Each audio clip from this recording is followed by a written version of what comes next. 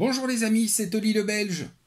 Oui, on se retrouve déjà pour la 9e histoire motarde de Tonton Oli. Alors, effectivement, vous l'avez vu, j'ai la chance de recevoir de plus en plus de vidéos d'autres personnes qui viennent partager leur histoire aussi. Donc n'hésitez pas à me les envoyer, vous pouvez les envoyer sur la page Facebook Oli le Belge Team, ou me les envoyer par mail ou n'importe quoi, faites comme vous avez envie. Mais j'ai envie d'écouter aussi vos histoires, parce que je suis très content de vous raconter les miennes, mais j'aime bien aussi avoir de nouvelles histoires. Alors aujourd'hui, on se retrouve lors d'une sortie avec le Sunday Ride. Donc, comme ne laisse pas penser le nom, c'est une sortie qui se passe le dimanche. On est toujours une bande de base.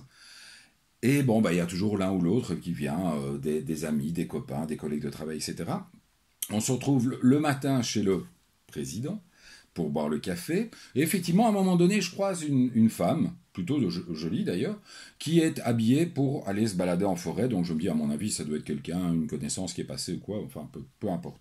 On part, on est toujours sur un rythme rapide. Franchement, on roulait toujours assez fort.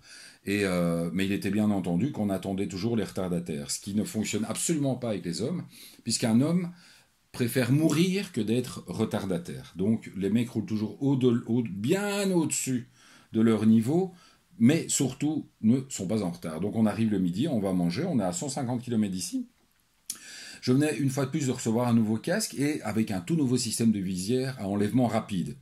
Sauf que le démontage, le gars m'avait bien expliqué que pour démonter la visière, il fallait tirer sur la petite languette.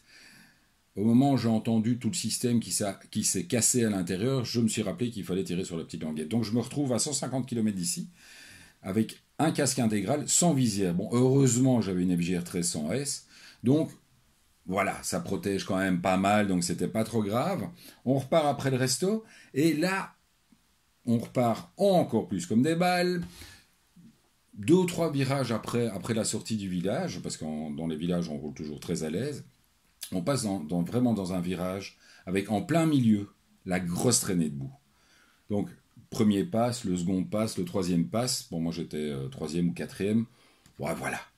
Je vois vraiment la coulée de boue. On serre les fesses, on laisse aller la moto, on se fait une petite trace de freinage, et puis hop, ça passe. On va un peu plus loin, et là, il n'y a plus personne derrière moi, ce qui est toujours plutôt mauvais signe, puisqu'on était quand même assez proches l'un de l'autre. Donc, je fais demi-tour, je vais voir, et là je vois la CB600 Hornet du gars dans un jardin. Il avait clairement, il avait bien visé, la moto s'était échouée dans le jardin. Sa copine assise sur un petit muret, parce qu'elle était là, sa copine, assise sur un petit muret en train de se tenir les mains, et le gars un petit peu embêté, en train de chercher comme ça au milieu de la route. Donc il faut savoir que le gars qui trimballait sa copine habillé pour aller faire un tour en forêt, qui était sans gants en plus, qui était avec une grosse doudoune. Le gars, voyant la trace de boue, ce qu'il a trouvé vraiment d'intelligent, il a sauté de la moto. Ouais, il a sauté de la moto en laissant sa copine sur la place passager arrière, qui a continué tout droit et qui s'est éclaté plus loin. Mais évidemment, comme elle n'avait pas de gants, ses mains, l'intérieur de sa main, c'était une catastrophe. Elle était complètement ouverte et surtout complètement traumatisée. C'était la première fois qu'elle roulait à moto. Donc c'était pas vraiment une bonne expérience. Donc voilà, après avoir discuté, elle voulait bien entendu plus remonter avec son petit copain. Donc comme moi je devais de toute façon rentrer, je dis bon tant pis, hasta la vista. J'ai de toute façon plus de visière, donc je vais rentrer avec la fille. Je dis tout va bien se passer, ne t'inquiète pas, je vais rouler cool, etc.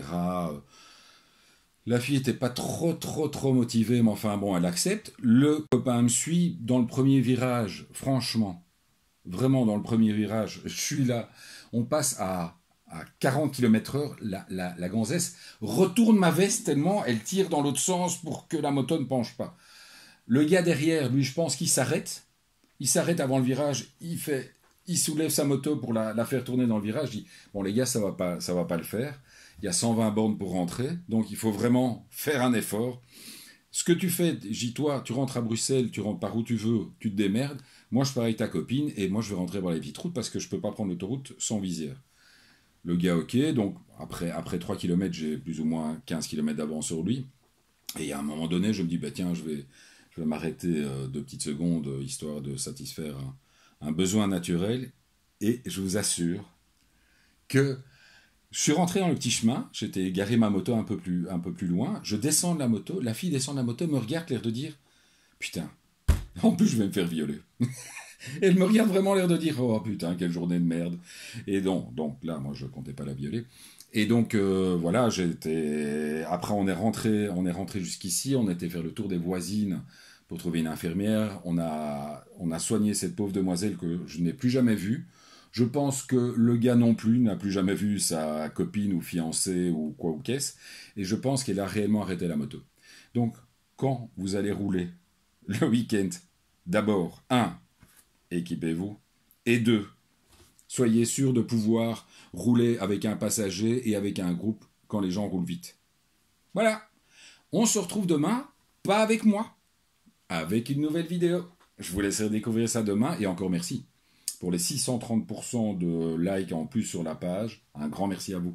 Ciao!